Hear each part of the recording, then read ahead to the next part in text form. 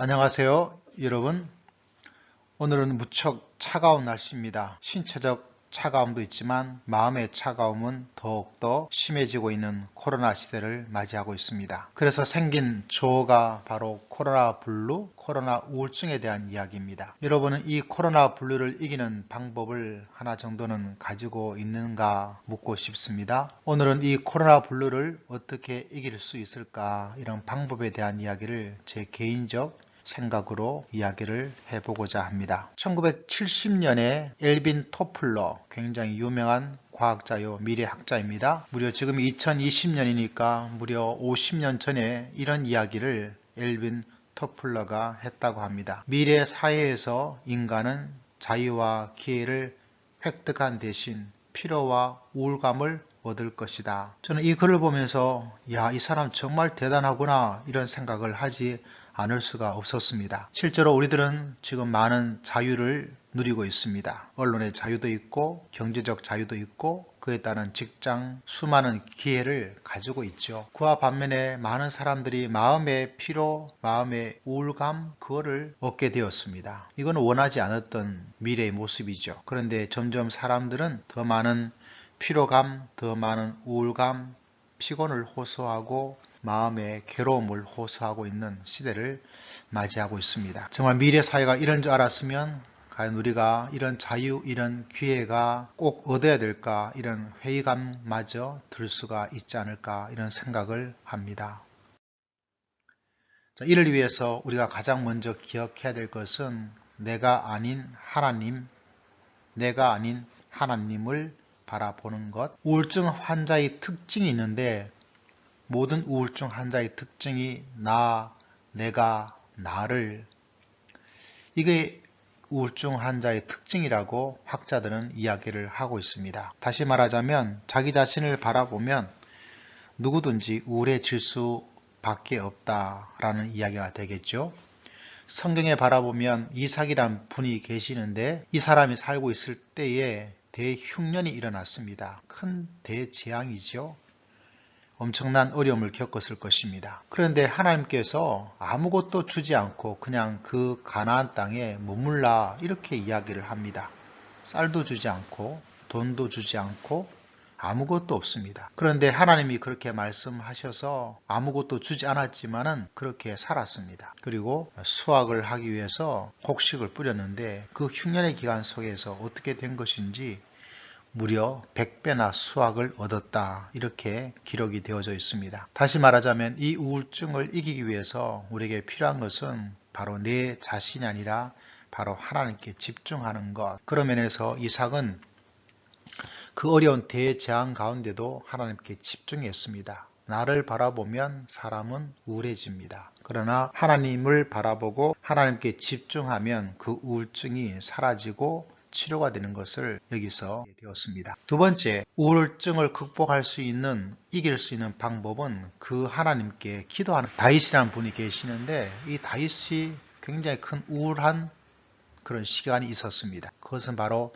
압살롬이란 아들이 반역을 한 그런 일들이 있었습니다. 참 비참했겠죠. 다른 사람도 아니고 아들에게. 그리고 도망자가 되었습니다. 그런데 시편 22편에 바라보니까 그때 그런 가운데서 하나님께 기도하고 하나님을 찾았다라고 이야기를 하고 있습니다. 참 대단하죠. 너무나 힘들고 어려운 가운데서 하나님께 기도하는 것. 여러분, 암 환자들이 주로 보는 잡지 가운데 월간 암이란 잡지가 있습니다.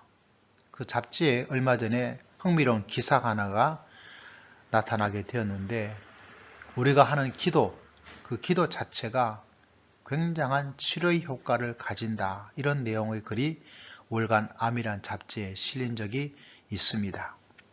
그러므로 이 우울증을 이기고 또 우울증을 치료하기 위해서라도 하나님께 기도하는 것, 또 기도 그 자체가 굉장한 치료의 효과를 가지고 있다, 이렇게 볼 수가 있습니다.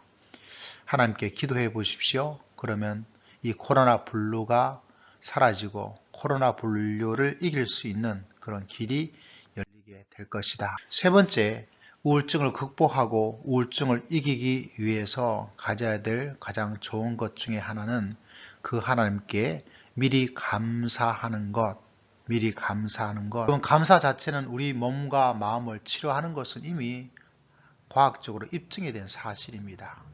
감사의 말을 하게 되어지면, 감사의 말을 하면 우리가 우리 몸 자체에 가지고 있는 물, 수분이 있죠. 육곽수, 굉장히 좋은 그런 모양으로 바뀐다. 식물에 감사의 말을 하니까 식물이 더 잘 자라고, 식물에 욕을 하니까 그 식물이 자라지 않고 병이 들더라. 굉장히 입증된. 그렇기 때문에 감사하는 것이 좋은데 이 코로나 시대에 좋은 일이 많은가요? 좋은 일이 많지 않습니다. 도리어 나쁜 일이 많습니다. 누구 확진에 걸렸다. 누가 회사에서 어떤 일을 당하였다.